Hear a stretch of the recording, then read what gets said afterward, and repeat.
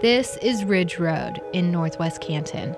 In the early 1990s, residents in the area walked this road and 3 others nearby, carefully detailing the flora and fauna. They found 140 kinds of animals, birds, and insects, and more than 120 types of plants, including 14 that are protected. With this information, Ridge Road was designated a natural beauty road.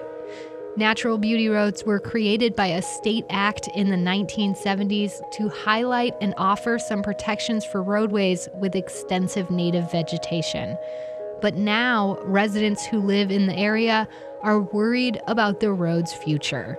That's because land west of the road is being acquired by Pulte Homes, one of the largest home building companies in the country.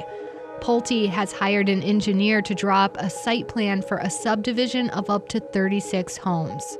Some residents hoped the natural beauty status might halt development, but the designation doesn't actually restrict roadside development on adjacent private property.